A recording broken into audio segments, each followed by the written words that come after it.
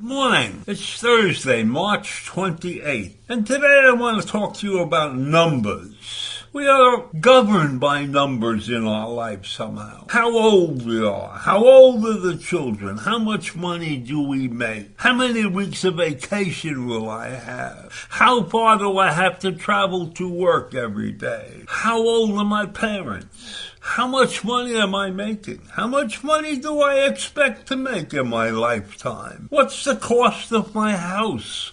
And that inevitably ugly numbers, how much do I have to pay in income taxes this year? So those are the numbers that run through our heads constantly. What is the price of sugar, the price of bread? How much will we pay for a good meal when we go to a restaurant, a decent restaurant? Have we noticed how much the price of all of these things has gone up or down? And we worry about the temperature, and that's another number. But here's an astounding number that we really should be worried about in this country. It's a number that we should be attacking vehemently. And that number is 44 million. And what does that number represent? 44 million in this country are living on the edge of poverty, living very close to starvation. And that's according to a report that was released by the Department of Agriculture. And there are many, many people living in households that have difficulty getting enough food to feed everyone. And that's an increase of something like 8 million people over the past year. And more than 13 million children are included in that number. So that's a disgrace for a country of our size and our capabilities for generating income. So when this report was released, the agriculture secretary said in these numbers, in a statement, these numbers are more than statistics.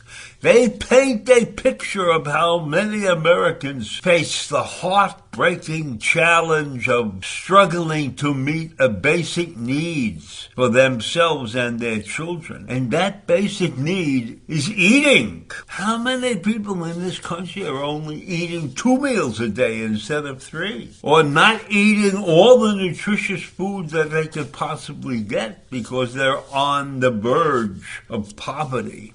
Abject poverty. And many of the problems that they are facing, of course, is directly connected to inflation. Because the costs of stuff have gone up in the last couple of years. And much of that has been caused by pandemic-era programs that have ended, that had originally helped offset these problems. So what are people doing? Well, one of the things that people are doing is eating cereal. They're eating more cereal. The cereal increase has included other meals beyond breakfast. So imagine having a bowl of cereal for dinner, because the cost of a bowl of cereal is under $1. And the chairman of the board of Kellogg is pleased about this, and I don't blame him. And he said they're doing advertising and things like that to encourage more people to eat more cereal. So is that what we have come to in this country? Eating breakfast food all day long to survive? And the answer to that question is yes.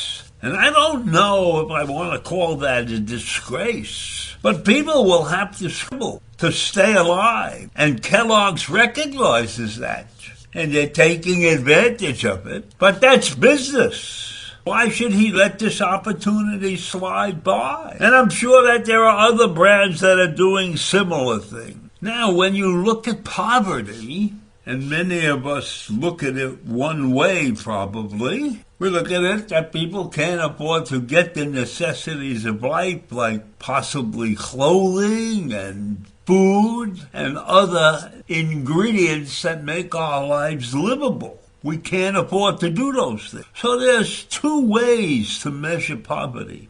There's something called absolute poverty, and then there's relative poverty.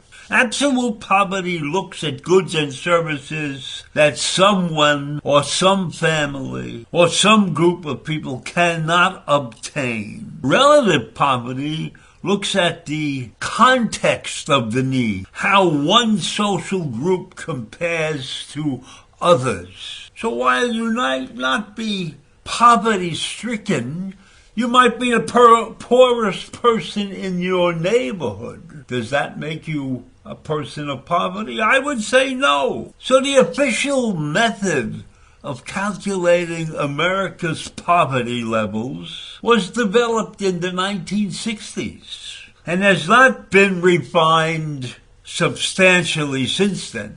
And critics maintain that the government overstates the U.S. poverty level because it counts people as impoverished who in generations past would be considered not as living in poverty. What does that really mean? If I'm not making enough money as my neighbors, does that make me live in poverty? I don't think so. I think when you're in poverty, the word poverty means real trouble. And so if somebody looks at somebody who's making less than you are as being poverty-stricken, that is not poverty. So what's a poverty definition in the United States, right? Well, according to the Census Bureau, there are like 44 million people considered to be in poverty. And the census supplemental poverty rate, which adjusts for how the government keeps people out of poverty, was something like 12%. And the poverty rate for children is also 12%. And that's the lowest since it was in 1973. And the poverty rate for people over 65, right, is 10%. And that's up from 8% or 9% a couple of years ago.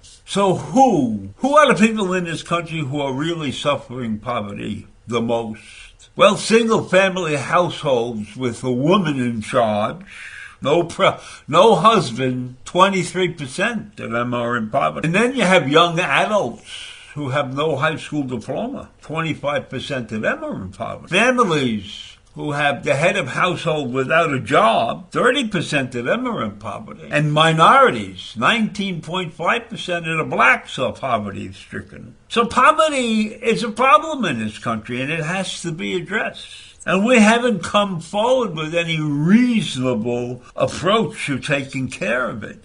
And the poverty rate changes on a monthly basis depending upon what's going on in the climate and in the situation. And we just had some major layoffs in tech.